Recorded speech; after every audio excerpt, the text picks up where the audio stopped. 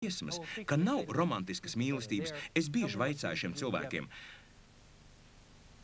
sakiet, ko jūs darāt kopīgi? Vai zināt, ko viņi kopā dara? Neko!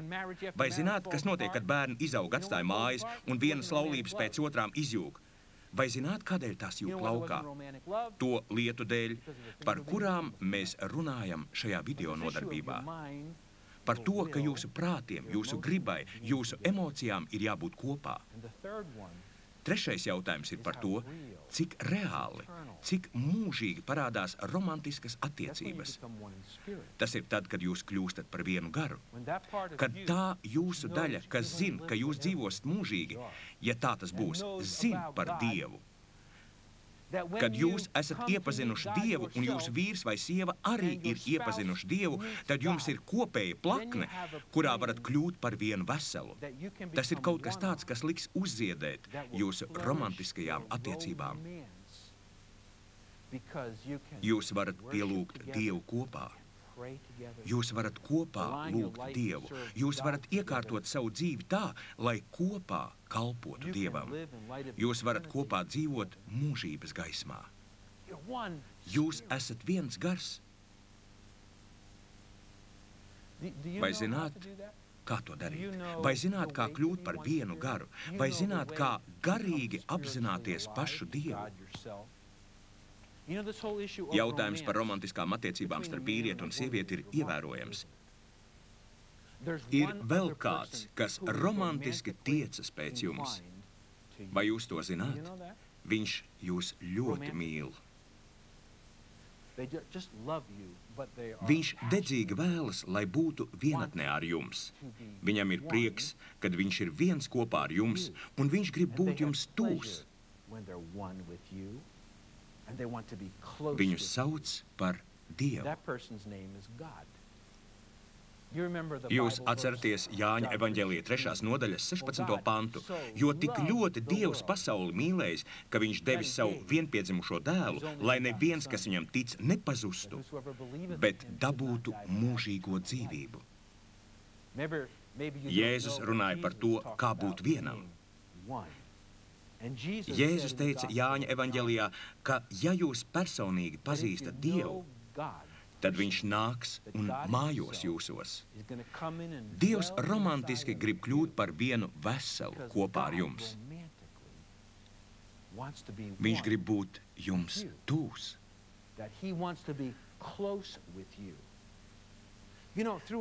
Laiku gaitā ir bijuši cilvēki, kas ir kaislīgi mīlējuši Dievu. Es nedomāju kaut ko nepiedienīgu.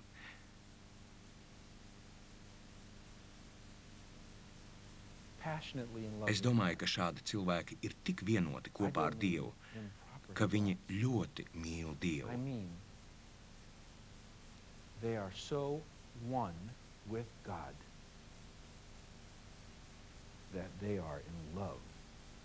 Ļoti mīl Dievu. Šokējoši savukārt ir tas, ka Dievs mīl tevi. Viņš grib tuvas attiecības ar tevi. Viņš grib, lai jūs būtu viens vesels ar savu laulāto draugu un arī ar viņu. Tā ir romantiskas mīlestības būtība. Ja jūsu dzīvē nekad nav bijis brīdis, kad jūs tiecāties pēc Dieva, kas jūs mīl, tad jūsu sirdī ir vieta, kas ir mirusi. Tā nedzīvo, tai nav dzirksteles. Jūs neesat viens ar Dievu. Jūs personīgi viņu nepazīstat. Jūs nezināt, kā viņš domā. Jūs nezināt, kā viņš jūtas. Jūs nezināt, ko viņš cenšas jums pateikt. Jūs veselu daļu palaižat garām. Jūs esat tikai 2 dimensijās. Jūs nekad nebūsiet 3 dimensijās. Jūsu laulība nekad nebūs 3 dimensijās. Tādēļ, ja jūsu laulība ir tikai vienā dimensijā, fiziskā, tad jums ir jāsāk rīkoties. Gūstiet savu prātu, gribu un emocijas, jūsu dvēseli, daliet savu dzīvi ar to, kuru mīlat. Ja jūs patiešām gribat tā īsti izbaudīt dzīvi, tad jums jāpāriet uz trešo dimensiju. Patieso dzīves dziļumu. Nāciet, satieciet Jēzu Kristu kā savu personīgo pestītāju, kliedziet pēc Dieva savā sirdī, pasakiet viņam, es pieņemu Kristus mīlestību pret mani un to, ka viņš miris manis dēļ. Es gribu iepazīt Dievu, es gribu piedzīvot viņa piedošanu. Es gribu, lai mana sirds un Dieva sirds būtu viena. Tas ir trīsdimensiju mīlestības noslēpums. 7. princips.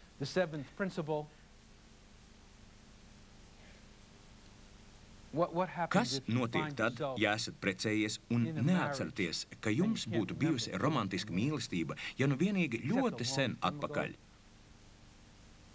Ja kāds jums pajautātu, kurš ir pēdējais romantiskais brīdis, kuru jūs atceraties, tad jums būtu jāskatās senā pagātnē un nevis jāatskatās vakardienas vai šī rīta notikumos. Romantikas izjūta ir mirusi. Šis tukšums nav domāts, lai tas būtu tukšs, bet gan, lai būtu pilns. Kas jums būtu jādara? Kāda ir atbilde uz to? Bībelē ir kāds pants, kas ir ļoti noderīgs. Tas ir par Dieva mīlestību un mūsu mīlestību pret viņu. Tajā ir noslēpums. Es ticu, ka tas ir absolūts. Tas ir Jāņa atklāsmes grāmatā. Tajā teikt sekojošais. Jēzus Kristus, Dievs uzrunā cilvēku grupu. Viņš saka tā, bet man pret tevi ir tas, ka tu esi atstājis savu pirmo mīlestību. Tā brīnums. Tā aizrautīgums. Ko Dievs liek mums darīt, ja esam zaudējuši savu pirmo mīlestību pret Dievu? Tas ir tas pats noslēpums tiem, kuri ir precējušies un ir zaudējuši savu pirmo mīlestību pret savu vīru vai savu sievu. Varbūt, ka jūsu sirds ir noslēgta un jūsu emocijas nav dzīvas. Jūs esat zaudējuši cerību atkal atgūt romantisku mīlestību savā dzīvē.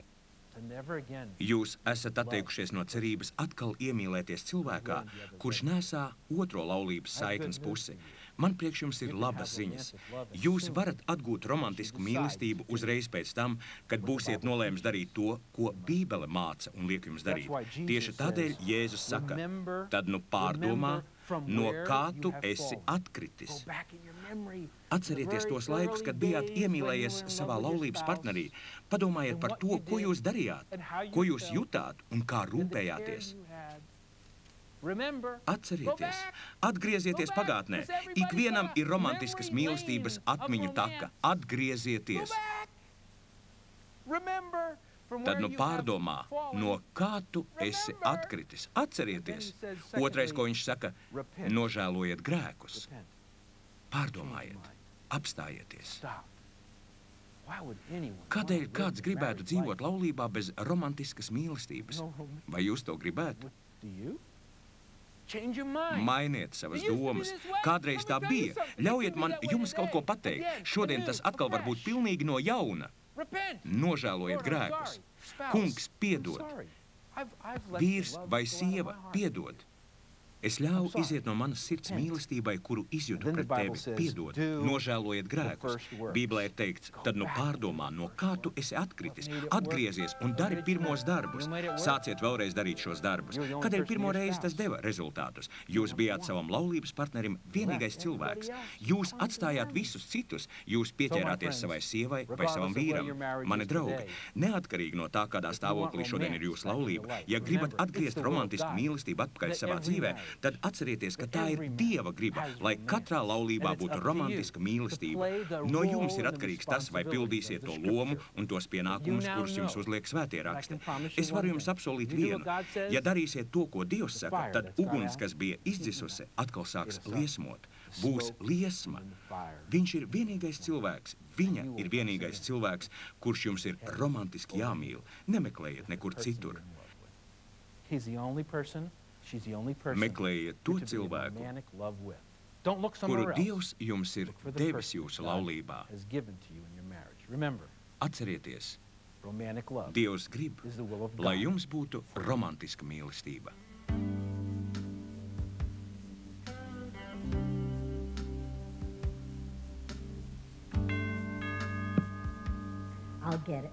Es atvēršu.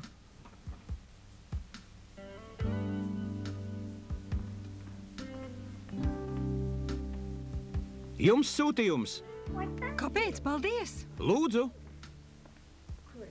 Kas tās varēja atsūtīt?